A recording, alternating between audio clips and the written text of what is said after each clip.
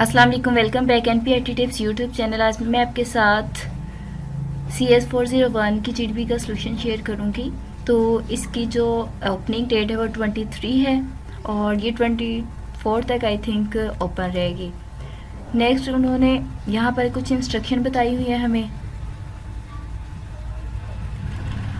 Instruction में उन्होंने ये कहा है कि आपने कॉपी पेस्ट नहीं करना और आपको एक्स्ट्रा टाइम नहीं दिया जाएगा जीडीपी को सबमिट करने के लिए। और आपने जो टाइम साइज़ रखना है वो टाइम न्यू रोमन और साइज़ 12 रखना है और कॉपी पेस्ट नहीं करना किसी भी स्टूडेंट का। मीन के आपने जैसे एज इट इज़ अपनी वर्डिंग में लिख के बताना है और इसके इफेक्ट बताने हैं। यहाँ पर हमें जीडीपी की जो स्टेटमेंट दी गई है वो ये है, companies OPT for hardware technology. जो कंपनी ओपीटी है वो हार्डवेयर टेक्नोलॉजी है दैट मीट इट्स ऑब्जेक्टिव, वो अपने जो मकासद है वो फुलफिल कर रही है, मीन के हासिल कर रही है। सपोज फर्ज करें कि NE marketing firm wants to have an architecture that respond quickly to interact with less spilling of registers and higher processing performance.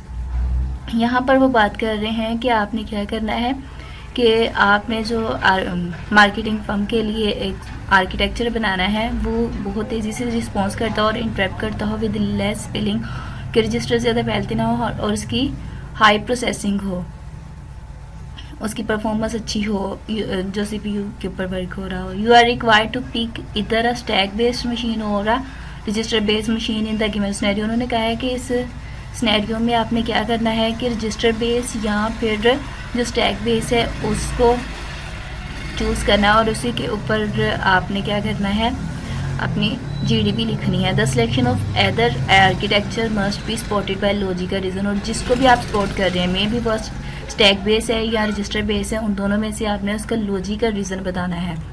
यहाँ पर उन्होंने ये भी कहा है, Only the description of either type of the machine will not get any marks। Mean कि अगर आप रजिस्टर बेस और स्टैक बेस दोनों के बता देंगे तो फिर आपको उसके मार्क्स नहीं मिलेंगे। मीन इनमें से एक को आपको चूज़ करना होगा और उसके अकॉर्डिंग अपनी जीडीपी लिखनी होगी। The selection must be supported by logical argument.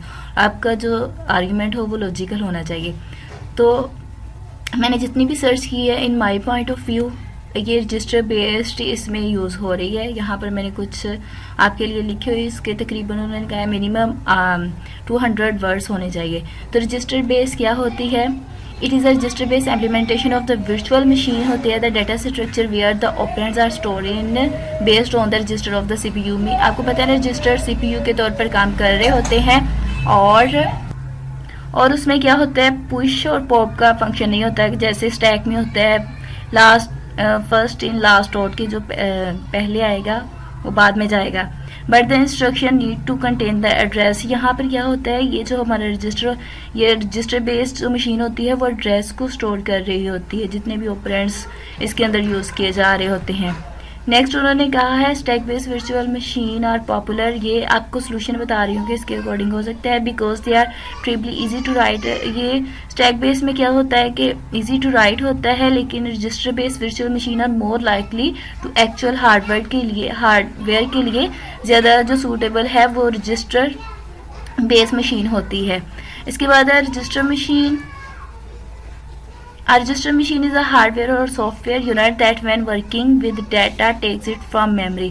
कि रजिस्टर मशीन क्या होती है, हार्डवेयर और सॉफ्टवेयर यूनिट होता है जो क्या करता है, जब वर्किंग कर रहा होता है data takes it from memory से लिया जाता है, put in the location where it can work with it quickly and then return the result. कि बहुत जल्दी लोकेशन उसको दी जाती है और उसके अकॉर्डिंग वो बहुत क्विकली वर्क कर रहा होता है और रिटर्न कर दिया जाता है result. For example a regular CPU is a registered machine.